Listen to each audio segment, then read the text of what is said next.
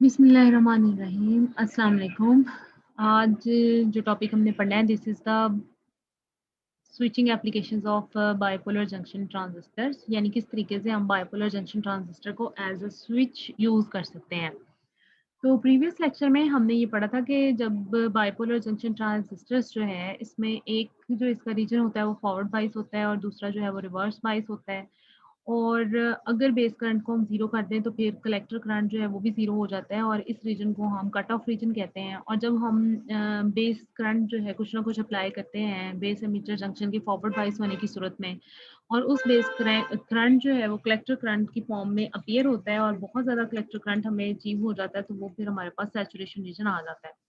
तो इसी cut off और सैचुरेशन रीजन्स को यूज़ करते हुए हम देखते हैं कि किस तरीके से जो आपके पास बाइपोलर जंक्शन ट्रांजिस्टर है वो एक स्विचिंग डिवाइस की तौर पर एक्ट कर सकता है। जब कट ऑफ रीजन आता है जिसमें बेस करंट ज़ीरो है और कलेक्टर करंट भी ज़ीरो है, तो कलेक्टर एमीटर जंक्शन जो है वो एक ओपन स्विच की तरह बिहेव करता है, यानी अब उसमें से कोई करंट पास नहीं करता।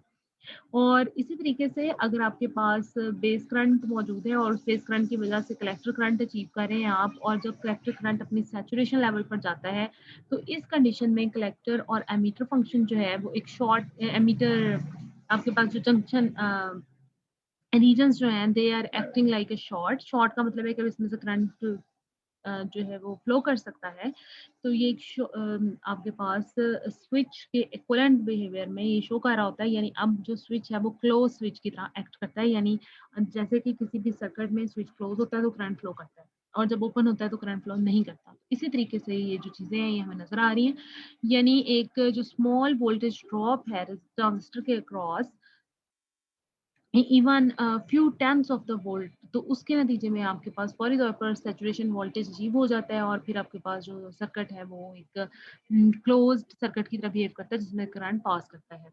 तो जो 2 कंडीशंस हैं वो हम देख लेते हैं। पहले हम ये सर्किट डायग्राम देख लेते हैं। दिस इज़ ट्रांजिस्टर, और ट्रांजिस्टर के साथ यहाँ पर ये कलेक्टर रीजन है, ये आपके पास एमीटर है और बेस रीजन पर आपने एक रेजिस्टेंस अटैच की हुई है। वोल्टेज जो है आप इधर से अप्लाई करेंगे। जब आप इसमें कोई वोल्टेज अप्लाई नहीं करते तो इसका मतलब है कि base current is zero. Base current के ज़ीरो होने के बाद जब आप इस पर अप्लाई करते हैं फार्मूला बीटा डीसी फैक्टर वाला, IC is equal to beta DC IB, तो वो आईसी भी ज़ीरो हो जाता है। जब ज़ीरो हो जाता है तो उसका मतलब है कि no current will flow through the entire circuit and circuit will behave like an open जो है स्विच, और उसमें से कोई करंट फ्लो नहीं कर रहा। अब अगर आप बेस करंट पर कोई वोल्टेज अप्लाई कर देते हैं, वोल्टेज अप्लाई करने के नतीजे में आईबी करंट फ्लो करता है और ये आईबी करंट जो है ये आपको आईसी करंट देता है डिपेंडिंग अपॉन कि कितनी बीटा डीसी की वैल्यू है।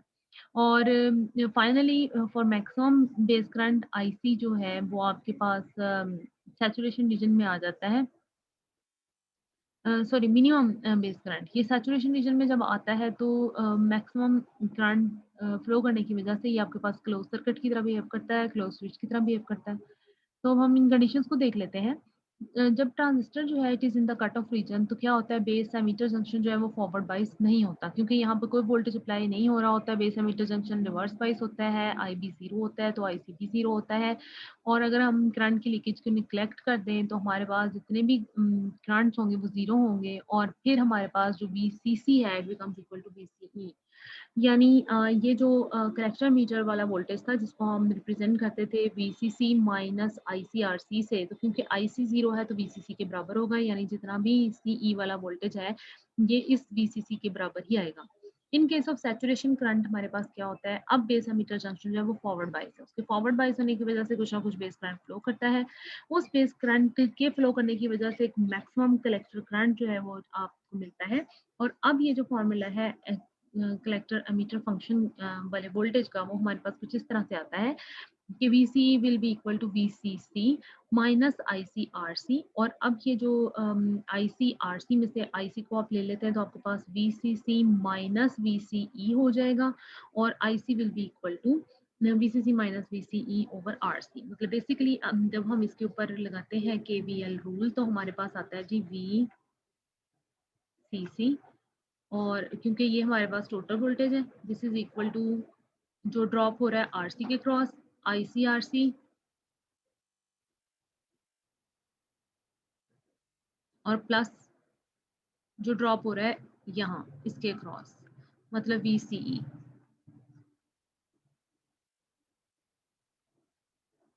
अब वीसी आईसी जो है वो सैचुरेटेड करंट है, तो आप वीसीसी माइनस वीसीई करेंगे डिवाइडेड बाय आरसी करेंगे तो आपके पास सैचुरेशन करंट की वैल्यू आ जाएगी। क्योंकि वीसीई की वैल्यू बहुत स्मॉल है एज कम्पेयर टू वीसीसी, तो इसको हम निगलेक्ट कर सकते हैं और फाइनली हमारे पास IC saturation will be equal to VCC over RC आ जाएगा। अब जो मिनिमम वैल्यू बेस करंट की है which is needed to produce saturation, वो हम आई बी मिनिमम से रिप्रेजेंट करते हैं, which is equal to IC saturation over beta DC. यानी बीटा डीसी हमारे पास वो फैक्टर है जिसके नतीजे में हमें आईसी सैचुरेशन की वैल्यू मिल जाएगी। क्योंकि ये फॉर्मूला हमारे पास था I C equal to beta D C I B. तो इसका मतलब है कि आई बी जो है it should be significantly greater than this I B minimum. इस मिनिमम वैल्यू से इसको थोड़ा सा ज़्यादा होना चाहिए सैचुरेशन करंट अचीव करने के लिए, यानी ट्रांजिस्टर को सैचुरेटेड स्टेट में ले जाने के लिए या स्विच को क्लोज होने के लिए जब आपके पास करंट जो है वो फ्लो करेगा। अब हम इससे रिलेटेड देखते हैं एक सिंपल एप्लीकेशन। हमने यहाँ पर क्या किया है कि एक ट्रांजिस्टर है जिसके साथ एक एलईडी लाइट इमिटिंग डायोड जो है वो अचीव किया अटैच किया हुआ है, यानी ये लाइट इमिटिंग डायोड ऑन या ऑफ होगा जैसे ही स्विच ऑन या ऑफ होगा। और ये इनपुट वोल्टेज जो है it is in form of a square wave.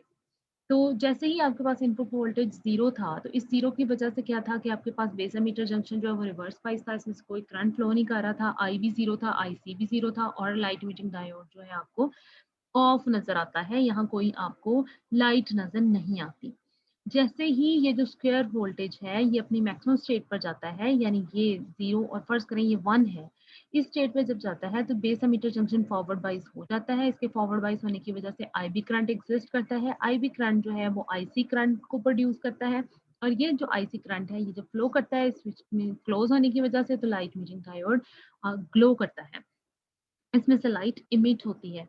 और क्योंकि ये हमारे पास जो इसका टाइम पीरियड है वो 1 सेकंड है, यानी 1 सेकंड के लिए मैक्सिमम वोल्टेज रहता है, तो आपके पास लाइट इमिटिंग डायोड 1 सेकंड के लिए ऑन रहेगा और 1 सेकंड के लिए ऑफ होगा।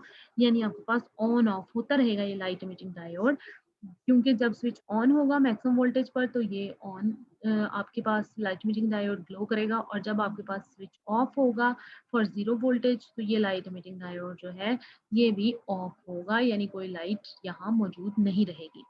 तो in this way the switch can act like due to the presence of the input voltage, और ये ऑन और ऑफ दोनों स्टेट्स में ये एग्जिस्ट करता है। अब हम एक इससे रिलेटेड एग्जांपल देखते हैं। हम ये कहते हैं कि ये जो लाइट इमिटिंग डायोड है it requires 30 milli ampere to emit a sufficient level of light. तो कलेक्टर करंट जो है it should be approximately 30 milli ampere. So, for the following circuit values, determine the amplitude of the square wave input necessary to make sure that the transistor saturates। मतलब हमें जो output voltage है current जो है वो 30 मिली ampere चाहिए और अब हम देखेंगे कि हमें कितना इनपुट देना है कि हमें 30 मिली मिल जाए। VCC जो है वो 9 वोल्ट के बराबर है, VCE सैचुरेशन जो है वो 0.3 वोल्ट के बराबर है, RC की वैल्यू 220 है और RB की वैल्यू 3.3 है, जबकि बीटा DC जो है वो 50 के बराबर है। LED का वोल्टेज 1.6 है। तो हम देखेंगे कि IC saturation will be equal to VCC minus VLED minus VCE, यानी इस VCC में हम माइनस करेंगे वो वोल्टेज ड्रॉप जो यहाँ हो रहा है ICRC, जो यहाँ हो रहा है VLD और जो यहाँ हो रहा है VCE। ये सबको ऐड करेंगे और VCC में से इसको हम माइनस कर देंगे, माइनस VLED माइनस VCE, और IC will be equal to VCC minus VLED minus VCE over RC, और यहाँ पर वैल्यूज पुट करेंगे 32 मिली 32.3 मिली एम्पेयर आ जाता है। I beta minimum I B minimum हमें कितना चाहिए, I C saturation by beta DC करेंगे यानी 646 micro ampere current minimum value आएगी, तो ये हमारे पास आउटपुट आएगी।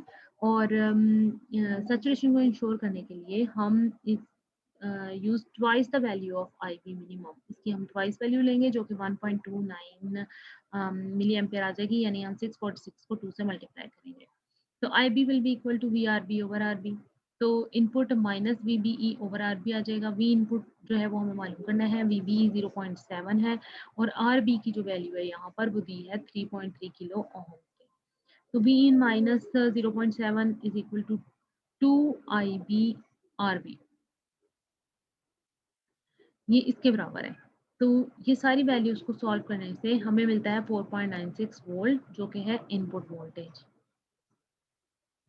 इन this way you can check कि किस तरीके से जो ट्रांजिस्टर है वो एक्ट करता है दो स्टेट्स के दरमियान यानी कट ऑफ और सैचुरेशन रीजन में।